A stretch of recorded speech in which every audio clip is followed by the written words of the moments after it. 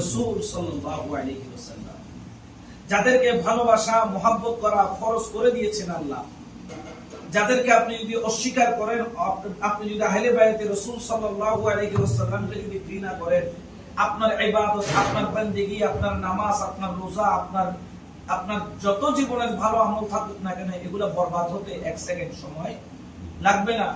হাদিস শরীফের মধ্যে রয়েছে আন্না রাজুলান সাইদান বাইনাল রুকন ওয়াল মাকাম ফাসাল্লা ওয়া সামা সুম্মা মাতা মুফিজান লি আহলি বাইতি মুহাম্মাদিন সাল্লাল্লাহু আলাইহি ওয়াসাল্লাম আদখালাহুন নার। আমার দয়াল নবীর নূরানী জবানে আমার আল্লাহ ঘোষণা করেন, আন্না রাজুলান সাইদান বাইনাল রুকন ওয়াল মাকাম, কোন ব্যক্তি জন্মের পর থেকে মৃত্যু পর্যন্ত যদি খানে কাবা আর মাকাম ইব্রাহিম এই দুইটার মাঝখানে ফাসাল্লা ওয়া সামা নামাজ আর রোজা আদায় করতে থাকে, সুম্মা মাতা নামাজ রোজা পড়তে পড়তে পড়তে পড়তে মৃত্যুবরণ করলো। কোথায় মৃত্যুবরণ করলো? বললেন খানে কাবা এবং মাকামে ইব্রাহিমের মাঝখানে। আপনারা যারা উমরা করেছেন, হজ করেছেন, দেখবেন খানে কাবা আর মাকাম ইব্রাহিমের মাঝখানে একটা জায়গা দূরত্ব আছে। রাসূল পাক সাল্লাল্লাহু আলাইহি ওয়াসাল্লাম বলেছেন ওইখান থেকে দোয়া করলে কবুল, ফরিয়াদ করলে কবুল, যা চাইবে আল্লাহ তা দিবে। কেউ যদি মনে করে দোয়া কবুল হয়নি, তার ঈমান চলে যাবে। কারণ ওইখান থেকে যা দোয়া করা হয় তা কি করা হয়? কবুল করা হয়। কিন্তু আমার নবী বলতেছেন, কোন ব্যক্তি জন্মের পর থেকে মৃত্যু পর্যন্ত ওই মাকাম ইব্রাহিম আর খানে কাবার মাঝখানে ফাসাল্লা ওয়া সামা নামাজ আদায় করলো, কিন্তু মুবরিজান লি আহলে বাইতি মুহাম্মাদিন সাল্লাল্লাহু আলাইহি ওয়াসাল্লাম, কিন্তু আমার কামলিওয়ালা নবী রাহমাতাল লিল আলামিনের আওলাদে পাককে ঘৃণা করলো। মুবরিজান মানে কি? অন্তরে অন্তরে, মুখে নয়, ভিতরে, যেটা কেউ দেখে না। খানে কাবা এবং মাকাম ইব্রাহিমের মাঝখানে দরমিয়ান আদায় করে তার সমস্ত কিছু বিফল হয়ে যাবে একমাত্র আহলে বাইতে রাসূলকে অসম্মান করার কারণে। এই জন্য আহলে বাইতে রাসূল সাল্লাল্লাহু আলাইহি ওয়াসাল্লামকে মহব্বত করা, এটা আল্লাহ পাক রব্বুল আলামিন আমাদের উপর ওয়াজিব করে দিয়েছেন। পবিত্র কোরআনে রব্বুল আলামিন ঘোষণা করেন, কুল লা আসআলুকুম আলাইহি আজরান ইল্লাল মাওয়াদ্দাতা ফিল কুরবা। হে বন্ধু, আপনি বলুন, দোস্ত আপনি এলান করুন, আপনি আপনার উম্মতদেরকে জানিয়ে দেন, লা আসআলুকুম আলাইহি আজরান, আমি রাসূল তোমাদের জন্য জীবন অনেক কষ্ট করেছি। এই আমার উম্মত, আমি তোমাদের জন্য তায়েফের ময়দানে রক্তে রঞ্জিত হয়েছি। আমাকে পাথর মারতে মারতে মারতে মারতে 10 মাইল পর্যন্ত দৌড়াইয়া আমি রাসূলকে পাথর দ্বারা আঘাত করেছে। আমি রাসূলকে একবার নয়, দুইবার নয়, তিনবার বেহুশ করেছে। তিনবার বেহুশ করেছে। আমার মাথার তালু থেকে পায়ের তালু পর্যন্ত রক্তে লাল করেছে। এরে আমার উম্মত, আমার এক ফোঁটা রক্তের হক তোরা আদায় করতে পারবি না, কিয়ামত পর্যন্ত সম্ভব নয়। ওগো আমার উম্মত, উহুদের ময়দানে আমি রাসূল তোমাদের জন্য নিজের দন্তন শহীদ করেছি। ওগো আমার উম্মত, আমি রাসূল তোমাদের জন্য শুধু তাই নয়, পেটের মধ্যে সামনে এবং পিছনে 2টা পাথর বেঁধেছি। 1 দিন নয়, 2 দিন নয়, 3 দিন নয়, 18 দিন খিদার যন্ত্রণা অনুভব করেছি একমাত্র উম্মত তোমাদের জন্য। উল্লা আসআলুকুম আলাইহি আজরান, আমি এর কোনো বিনিময় আমি তোমাদের কাছে চাই না। আমি রাসূল তোমাদের জন্য কলমা এনেছি, বিনিময় তোমাদের কাছে চাই না।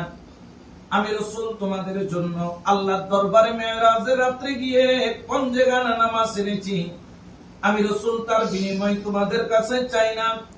আমি রাসূল আপন মাতৃভূমি ত্যাগ করেছি, মক্কা ছেড়ে মদিনায় হিজরত করেছি, কষ্ট করেছি, তার বিনিময় তোমাদের কাছে আমি চাই না। কিন্তু আমার আল্লাহ বলছেন, বন্ধু বলেন, বিনিময় না চাইলেও কেউ যদি তারপর আপনি নবীর হক আদায় করতে চায়, ইল্লাল মাওয়াদ্দাতা ফিল কুরবা, তারা যেন আপনার আওলাদ, আপনার বংশধর, আপনার পরিবার বর্গকে মোহাব্বত করে বড় করে বলেন সুবহানাল্লাহ। তাহলে যেটা আল্লাহ হুকুম করে সেটা বান্দার জন্য বাধ্যতামূলক হয়ে যায়, ফরজ হয়ে যায়, ওয়াজিব হয়ে যায়। রসুল হুকুম করলে সেটা সুন্নত হয়ে যায়। যখন আল্লাহর পক্ষ থেকে হুকুম আসে তখন সেটা আমাদের জন্য ফরজ হয়ে যায়। যেমন আকিমুস সালাত, নামাজ কি করো, কায়েম করো, তখন এটা উম্মতে মুহাম্মাদের জন্য কি হয়ে গেল, ফরজ। কারণ এটা হুকুম কার পক্ষ থেকে, আল্লাহর পক্ষ থেকে। কুতিবা আলাইকুমুস সিয়াম, রমজান মাসে কুতিবা বামানা ফুরিজা, তোমাদের উপর রমজানের রোজাকে ফরজ করা হলো। যখন হুকুম করলেন আল্লাহ, তখন এটা উম্মতের জন্য কি হয়ে যায়, ফরজ হয়ে যায়। আল্লাহ যখন হুকুম করেন এটা উম্মতের জন্য, তখন বান্দার জন্য ফরজ হয়ে যায়। তো এখানে আল্লাহ বলছেন, বন্ধু আপনি চান না কিন্তু আমি আল্লাহ চাই। আপনি তো কিছুই চান নাই আমি আল্লাহকে ছাড়া, কিন্তু আমি আল্লাহ আপনার জন্য চাই। ওগো আল্লাহ কি চান? বন্ধু আপনি বলেন, কুল্লা আসআলুকুম আলাইহি আজরান ইল্লাল মাওয়াদ্দাতা ফিল কুরবা। আপনি বলে দেন আপনি বিনিময় কিছুই চান না, কিন্তু আমি আল্লাহর ইচ্ছা হলো আপনি বলেন যাতে আপনার হক আদায় করতে চাইলে আপনার আওলাদকে ভালোবাসে। সুবহানাল্লাহ। এই জন্য আজকে যে আমরা বাংলাদেশের মধ্যে ইসলাম, যে ইসলাম আমরা পেয়েছি, এই ইসলামের মূল অবদানের মধ্যে যাদের অবদান আছে তারা হচ্ছেন আউলিয়া কিরাম। যেমন ধরেন আজকে আপনাদের এখানে বাগেরহাটের মধ্যে হযরত খান জাহান আলী শাহ রাহমাতুল্লাহ আলাইহি, আমাদের হযরত শাহ জালাল শাহ পরান ইয়ামানি রাহমাতুল্লাহ আলাইহি, যুগে যুগে যত আউলিয়া কিরামগণ এসেছেন, আপনি খবর নিয়ে দেখেন তাদের যখন ইয়ামানে যাবেন, যখন ইরাকে যাবেন, যখন ইরানে যাবেন, যখন আরব স্থানের মধ্যে যাবেন, দেখবেন এরা জমানার এক একজন জাইয়িদ, শুধু আলেম নয়, জমানার একজন বড় বড় হাস্তি ছিলেন, কিন্তু ঘর বাড়ি, টাকা পয়সা, ধন দৌলত, আত্মীয় স্বজন সবকিছু ছেড়ে, যেখানে অজ পারাগার, যেখানে কোনো রোড নাই, যেখানে কোনো ঘাট নাই, কাদা ছাড়া কিছু নাই, এই জঙ্গলের মধ্যে একমাত্র কেন এসেছেন? একমাত্র আল্লাহর কালেমার বুলন্দ আওয়াজটা পৌঁছে দেওয়ার জন্য, রাসূলে পাকের সুন্নাতটা আপনাদের ঘরে ঘরে পৌঁছে দেওয়ার জন্য, যে দ্বীন ইসলামের যে তাবলীগ, যে দ্বীন ইসলামের যে খেদমত, সেই খেদমত আঞ্জাম দেওয়ার জন্য তারা তাদের জীবন, তাদের যৌবন সবকিছু কুরবানি করে দিয়েছেন। বড় করে বলি সুবহানাল্লাহ। তো ইনাদের অবদানকে অস্বীকার আমরা করার কোনো সুযোগ নাই। হযরত শাহজালাল ইয়ামানি তিনি যদি না আসতেন হয়তো আমরা এখানে কলমা পড়তে পারতাম না। আমরা যে সময় একটা গরু জবে করার কারণে যদি শিশু বাচ্চাকে কতল করা হয়েছে, হযরত বুরহানুদ্দিন রাহমাতুল্লাহ আলাইহির দুই হাতকে কেটে ফেলা হয়েছে শুধু একটা কি জবে করার জন্য, গরু জবে করার জন্য। সামান্য একটা কাজ, যার যার ধর্ম সে পালন করবে, সেই ধর্মের কাজ পালন করতে গিয়ে হাত কাটা হয়েছে। শিশু জন্ম নিয়েছে, 7 দিনের পরে ওই সন্তানকে কতল করা হয়েছে। আজকে আপনি সেই জায়গায় কুরবানি দিচ্ছেন, ইসলামের কথা বলছেন, সেখানে টুপি, পাগড়ি, জুব্বা, আবা, ওবা পরে আপনি ইসলামের পয়গাম ছড়িয়ে দিচ্ছেন। আপনি মুসলমান হিসেবে গর্ব করে বলতে পারতেছেন, আপনি নিরাপদে মসজিদে যেতে পারতেছেন। এটা কাদের অবদান? এটা অবদান হচ্ছে আউলিয়া কিরাম, আউলিয়া কিরাম, আউলিয়া কিরাম। বড় করে বলুন সুবহানাল্লাহ। কারণ আউলিয়া কিরামের দুইটা নিয়ামত ওনাদের কাছে ছিল, দুইটা শক্তি ওনাদের কাছে ছিল। এক শক্তির নাম হচ্ছে শরীয়তের শক্তি, আরেক শক্তির নাম হচ্ছে বেলায়েতের শক্তি। পবিত্র কোরআনে আমাদেরকে দুটি শক্তির জ্ঞান অর্জন করার জন্য বলেছেন। পবিত্র কোরআন আল্লাহ পাক বলে, লিকুল্লি জাআলনা মিনকুম শিরআতাম ওয়া মিনহাজা, আমি আল্লাহ তোমাদের জন্য নির্ধারণ করলাম, বাধ্যতামূলক করলাম। অর্থাৎ এটা আল্লাহর পক্ষ থেকে আমাদের জন্য বাধ্যতামূলক। হে বান্দারা, লিকুল্লি জাআলনা মিনকুম, তোমাদের প্রত্যেকের জন্য আমি আল্লাহ নির্ধারণ করে দিলাম, বাধ্যতামূলক করলাম। দুটা জ্ঞান তোমাদের অর্জন করতে হবে। এক জ্ঞান হচ্ছে শিরআতাও, অর্থ হচ্ছে শরীয়ত, আরেকটা হচ্ছে মিনহাজ, বামানা, তরিকা। অর্থাৎ আপনাকে শরীয়তের জ্ঞানও লাগবে, আপনাকে তরিকতের জ্ঞানও লাগবে। যেমন এখানে রোড বানাইছে, গাড়ি না থাকলে রোডের দাম আছে, যদি গাড়ি আছে কিন্তু রোড নাই, ওই গাড়ি দিয়ে আপনি যেখানে গাড়িটা কিনা নামাইবেন ওইখান থেকে সামনের দিকে যাওয়ার কোনো সুযোগ নাই। তাহলে রোডেরও প্রয়োজন আছে, গাড়িরও প্রয়োজন আছে। গাড়িটার নাম কি? গাড়িটার নাম হচ্ছে গিয়ে আপনার তরিকত, আর রোডের নাম হচ্ছে গিয়ে শরীয়ত। শরীয়ত নামে রোডের উপর যখন আপনি তরিকতের গাড়ি চালাবেন, মকসুদের মঞ্জিল কি? এখান থেকে ঢাকা যাব সম্ভব, এখান থেকে যশোর যাব সম্ভব, এখান থেকে দিনাজপুর যাব সম্ভব, কারণ রোড একটার সাথে একটা কানেকশন, একটার সাথে একটা কানেকশন। শরীয়তের প্ল্যাটফর্মের উপর যখন তরিকতের গাড়িটা আমি চালাই দিব, আমার গন্তব্য কি? আমার গন্তব্যের নাম হচ্ছে লা ইলাহা ইল্লাল্লাহ, আর আমার গন্তব্যের মূল শক্তি হচ্ছে মুহাম্মাদুর রাসূলুল্লাহ সাল্লাল্লাহু আলাইহি ওয়াসাল্লাম। এই জন্য আল্লাহ আমাদের জন্য দুটি জ্ঞান অর্জন করা এক হিসাবে ধরতে গেলে ফরজ করেছেন। লিকুল্লি জাআলনা মিনকুম শিরআতাও ওয়া মিনহাজা, এই দুইটা জ্ঞান, এক জ্ঞানের নাম হচ্ছে শরীয়ত, এক জ্ঞানের নাম হচ্ছে তরিকত। এই জন্য তরিকতের জ্ঞানটা কি? মানুষের দুই ধরনের পবিত্রতার দরকার আছে। কয় ধরনের? দুই ধরনের পবিত্রতার দরকার আছে।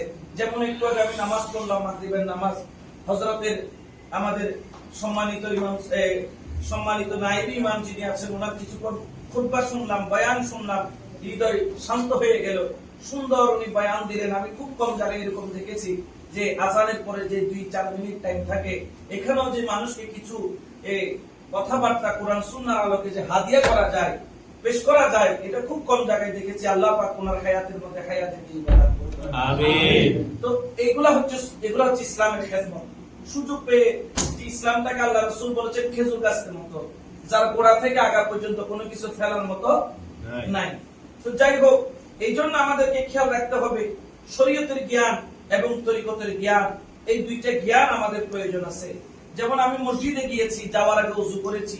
এই ওযু না করলে আমি মসজিদে ঢুকে যদি 1 লক্ষ রাকাত নামাজ পড়ি, আমার নামাজ কবুল হবে না।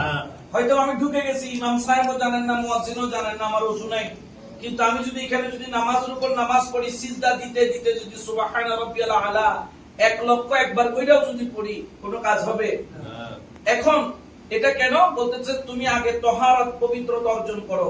তো পবিত্রতা অর্জন করলাম, মসজিদে গেলাম, নামাজ পড়লাম, কিন্তু রাসূল পাক বলতেছেন, জানো, আলা ইন্না ফিল জাসাদে মুদগাতান ইজা সালুহা সালুহাল জাসাদু কুল্লুহু ওয়া ইজাল ফাসাদাত ফাসাদাল জাসাদু কুল্লুহু আলা ওয়া হিয়াল কলবু।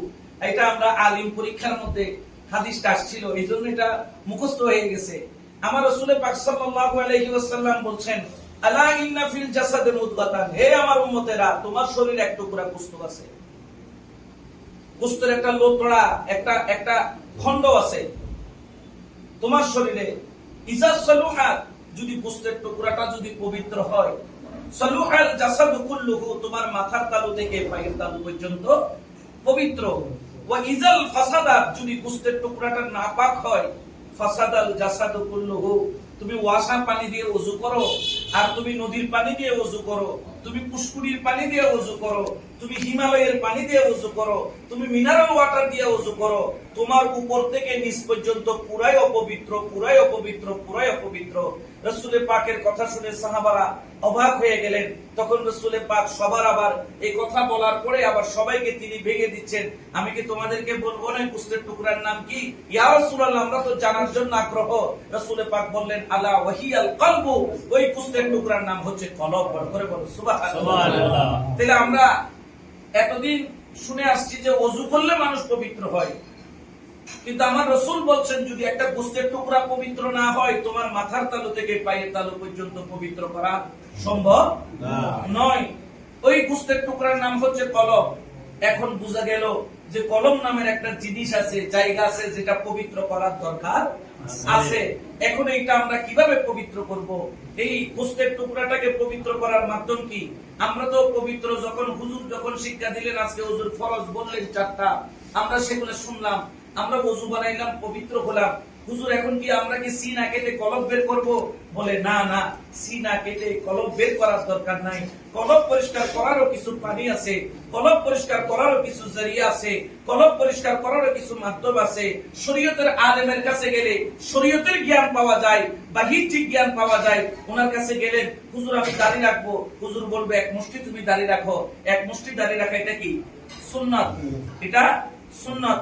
আমি হুজুরের কাছে গেলাম, হুজুর আমি মসজিদে কিভাবে ঢুকবো? বলে ডান পা দিয়ে ঢুকো, দোয়া পড়তে পড়তে ঢুকো, বাম পা দিয়ে বের হও, দোয়া পড়তে পড়তে তুমি বের হও।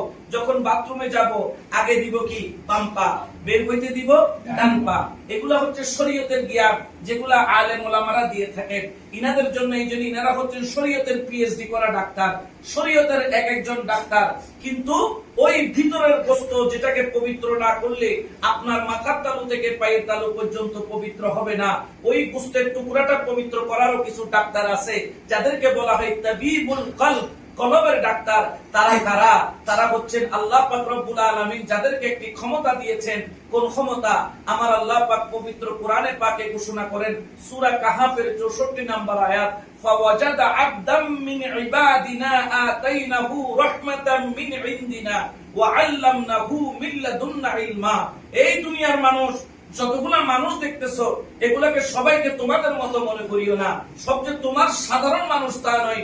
কতগুলা মানুষ আছে ফাওয়াজাদা আবদাম মিন ইবাদিনা, যারা 24 ঘন্টা আমি আল্লাহর ইবাদতের মধ্যে চলে।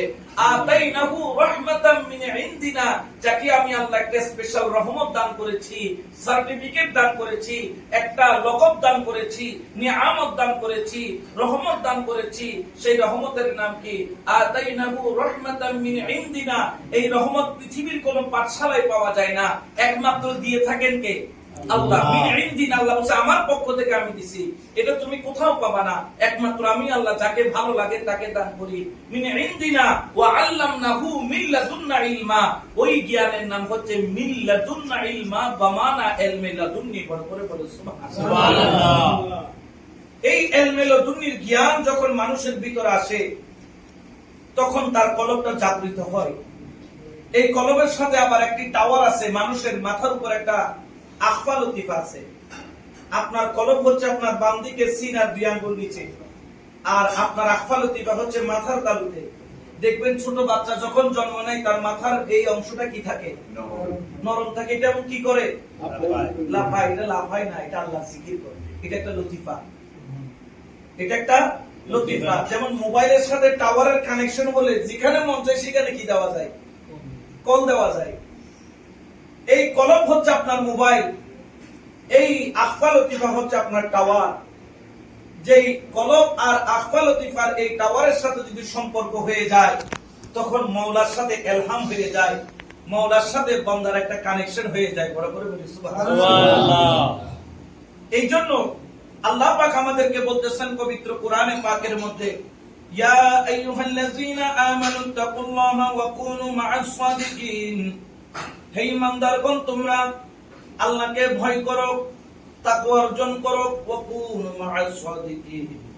তোমাদেরকে আমার আল্লাহ পাক হুকুম করছেন তোমরা সাদিকিনের অন্তর্ভুক্ত হয়ে যাও, আল্লাহ ওয়ালার সঙ্গী হয়ে যাও। সুবহানাল্লাহ। আচ্ছা, এখানে কি বলছেন দেখেন, ইয়া আইয়ুহাল্লাযীনা আমানু। দ্বিতীয় কথা বলছেন তাকুল্লাহা। তৃতীয় বিষয় হচ্ছে ওয়া কুনু মা'আস সাদিকিন। এখানে পার্ট হচ্ছে 3টা, ইয়া আইয়ুহাল্লাযীনা আমানু। একটা হচ্ছে ঈমান, একটা হচ্ছে তাকওয়া, একটা হচ্ছে সাদিকিন। এখন আমি সাদিকিনটাকে যদি বাদ রেখে ঈমান আর তাকওয়ার কথা বলি, ঈমান আর তাকওয়া। যেই ব্যক্তির কাছে ঈমান আছে, তাকওয়া আছে, ওই ব্যক্তি জান্নাতি জান্নাতি জান্নাতি, এটাতে কোনো সন্দেহ নাই। ঈমানও আছে, তাকওয়াও আছে, কিন্তু তারপর আমার আল্লাহ তৃতীয় একটা অপশন দিছে, ওয়া কুনু মা'আস। এরপরে বলছো তুমি সাদিকিনের অন্তর্ভুক্ত হও, সাদিকিনের অন্তর্ভুক্ত। ইয়া আল্লাহ, আমার কাছে ঈমানও আছে, তাকওয়াও আছে, আবার সাদিকিন কেন দরকার? বলছি ঈমান আছে ঠিক আছে, তাকওয়া আছে ঠিক আছে। ধরেন আপনার কাছে 2 কোটি টাকা আছে, এখান থেকে যাওয়ার সময় এই 2 কোটি টাকা ডাকাতি হওয়ার সম্ভাবনা আছে না নাই? কয়দিন আগে একটা চোর ধরছে না এখানে, আজকে ধরছে। তো চোর যদি জানে আপনার কাছে 2 কোটি টাকার ব্রিফকেস আছে, এতে আপনারা ছাইরা দিব?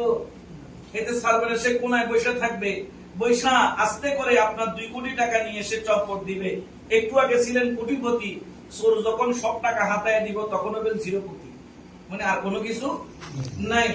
ঈমান আছে, তাকওয়া আছে, তারপরেও ওয়া কুনু মা'আস সাদিকিন কেন? আল্লাহ ওয়ালার সংস্রবে কেন যেতে হবে? ওলি আল্লাহর সংস্রবে কেন যেতে হবে? কামেল মুর্শিদের সংস্রবে কেন যেতে হবে? যাওয়ার কারণটা কি? বলছে ঈমান আছে, তাকওয়া আছে, কিন্তু ডাকাইতেরও ভয় আছে। এই ডাকাইতের নাম যেমন তেমন ডাকাইত না, এটার নাম হলো ইবলিস। এটা মরে মরে বসে থাকে, এটারে খালি চোখে দেখা যাই না। হেতে কি করবো? আস্তে করে দুনিয়ার লোভ দিয়ে ইমানটা চুরি করব, নারীর লোভ দিয়ে তাকওয়াটা চুরি করব, কাম ক্রোধ লোভ মোহ মদ মাৎসর্য রিপুগুলার ভিতর দিয়া আপনার খজিনা গুলাকে সে নিয়ে নিবে। কতক্ষণ দৌলত দিয়া নিয়ে নিবে, কতক্ষণ লোভ দিয়া নিয়ে নিবে, কতক্ষণ নারী দিয়া নিয়ে নিবে, কতক্ষণ আপনার ভিতরে হিংসা দিয়া নিয়ে নিবে, অহংকার দিয়া নিয়ে নিবে। এইভাবে আপনার ভিতর থেকে আপনার ঈমান আর তাকওয়াটা সে কখন চুরি করবে আপনি বুঝতে পারবেন না। এই জন্য আমার আল্লাহ বললেন না, ঈমান দরকার, তাকওয়া দরকার, কিন্তু এটাকে যদি হেফাজত করতে চাও কুনু মা'আস সাদিকিন, একজন ওলি আল্লাহরও দরকার। সুবহানাল্লাহ। এই জন্য আমাদেরকে হাজিরানে মজলিস খেয়াল রাখতে হবে, আমরা যাতে আমাদের ঈমান এবং তাকওয়াকে যেন হালকা মনে না করি। স্বর্ণ হারায় গেলে স্বর্ণ আবার বাজারে কিনতে পাওয়া যায়। জমি যদি কোনো কারণে যদি বিক্রি হয়ে যায়, আবার টাকা থাকলে জমি কিনা যায়। আমার অর্থ যদি খরচ হয়ে যায়, অনেকে ব্যবসা করেন, করোনার সময় ব্যবসা চলে নাই, পয়সা আছে, কয় আল্লাহ যেদিন করোনা বন্ধ হইব ওই দিনের পরে আবার ব্যবসা করবো, লস গুলা কি করবো, তাই না তুলবো, এরকম চিন্তা। আবার লস থেকে আপনি লাভবান হওয়া যায়, কিন্তু ঈমান চলে গেলে কোন বাজারের কোন দোকানে ঈমান কিনতে পাওয়া যায় না।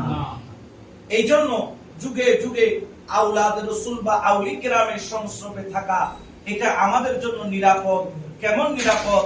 যেমন আপনি যদি 2 কোটি টাকা নিয়ে যাচ্ছেন, সাথে যদি এলাকার মেয়র থাকে আপনার সাথে, সাথে যদি এলাকার যদি চেয়ারম্যান থাকে, সাথে যদি এমপি সাহেব থাকে, সাথে যদি আপনার এলাকার পুলিশ কমিশনার থাকে, ডাকাতের 14 গোষ্ঠী আপনার সামনে ভয়ও আসবে? আসবে না। কারণ জানে যে ইনার সাথে এলাকার ওসি সাহেব আছে, ইনার সাথে এমপি সাহেব আছে, আমি যদি কেন হাত দিতে যাই আমার জান যাওয়ার ভয় আছে। এই জন্য যুগে যুগে আউলি কিরামের কুরবতে থাকতে হয়। কারণ খেয়াল রাখেন, পৃথিবীতে 2 কিসিমের মানুষ আছে। এক কিসিমের মানুষ কি আওয়ামান কানা মাইতান।